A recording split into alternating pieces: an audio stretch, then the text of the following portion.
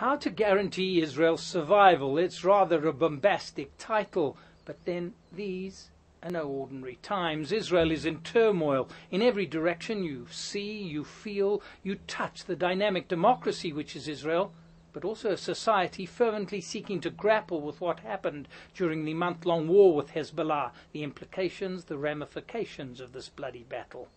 Sometimes the debate, the argument, the struggle assumes unedifying dimensions. Sometimes you even get the feeling that the politicians and that the protesters about policy are going overboard, that they risk tossing the baby out with the bathwater, risk eroding, undermining even the very foundations of this dynamic society.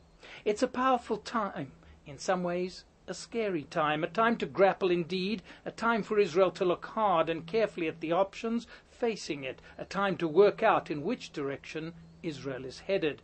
It's in that mood that I offer a few disparate reflections about the national condition, about Israel's much vaunted military prowess, and about future directions for trying to settle Israel's future. Disparate thoughts, to some degree, yes, but also fairly pointed conclusions. I have to admit, this is really not the time to pull punches. I take my cues from two smart fellow journalists and from one very smart former politician. Ari Shavit is a top columnist for the Tel Aviv Daily Haaretz. He sees his role as charting the course of the national conscience, the policy directions to be derived from assessing what's often called the big picture. Even with the war only halfway through, Shavit was not afraid to call it a systematic failure. As he declared forthrightly, Israel will survive the next war only if it wakes up right now and stops lying to itself. The real questions, the tough questions must be asked clearly, loudly, immediately. Strong words indeed, and here are more. In its early decades, almost miraculously, says Shavit, Israel succeeded in carving a path between the internal contradictions of its existence and even turned those contradictions into a source of strength. Precisely because it was aware of its own fragility, Israel was able to create a vibrant and productive national existence that was fortified by a powerful deterrent national security.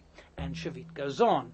Within recent decades, there has been an unraveling of the old Israeli order, and no new Israeli order emerged. No new Israeli narrative was told. No contemporary wisdom was articulated to bridge the massive disparity between the internal Israeli milieu and the external Middle East environment in which Israel has its existence.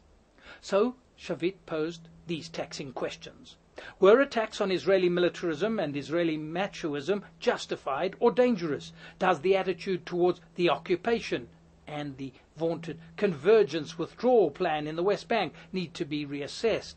Is it the occupation that caused the IDF's metal fatigue, or was it the hedonism of Tel Aviv? For a view of one key aspect of that very pointed ultimate question, let's move on to the doyen of Israeli strategic affairs, writer Zev Schiff. For a view of one of the key aspects of that very pointed ultimate question, let's move on to the doyen of Israeli strategic affairs writers, Zev Schiff. Away from Shavit's broad sweep, he hones in on what went wrong with the IDF and takes up the cudgels as he contemplates a key question. Has the fighting force been sapped of its own force by the long years of occupation? And this is Zev Schiff's blunt assessment. One of the main conclusions of the war against Hezbollah will be the fact that the fighting abilities of the ground forces deployed by the IDF in Lebanon have been blunted by years of police action in the territories. Hezbollah, writes Schiff, trains, fights, and is equipped as an army utilizing some of the most advanced anti-tank missiles and other weapons. On the other hand, most IDF units in their training and operations have followed fighting doctrines of a police force, not of a regular army. The character of the IDF, known for its blitzkrieg methods, encircling movements deep inside enemy territory, and the ability to bring about a quick and decisive conclusion to the fighting, has been spoiled by years of involvement in other kinds of operations, including missions to stop terrorist cells, thwarting suicide bombers, sieges on population centers, all of which tied the IDF down emotionally and politically. And Schiff's trenchant conclusion is this. Many of the advantages and the operational qualities of the IDF have been lost because the army, from a military point of view, has been fighting the wrong war. Let's go on to another broader, sweeping conclusion, this time on the political diplomatic front. Shlomo Ben-Ami is a former top diplomat and strategic thinker, the man who had hoped, alongside Ehud Barak, to lead Israel to a conclusive political settlement with the Palestinians prior to the outbreak of the Second Intifada in the year 2000.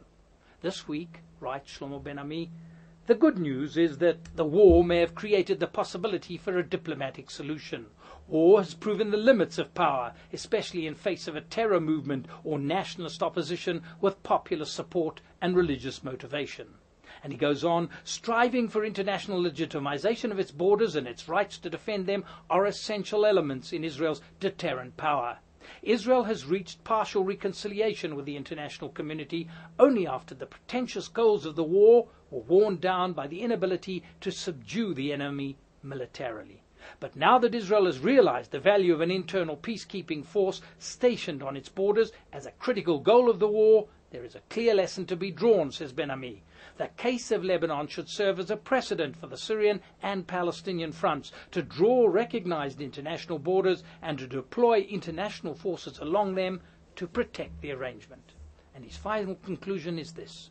After Israel has tried everything, it has only one choice left, to come to an arrangement with its neighbors based on international borders which are firmly supported by the international community.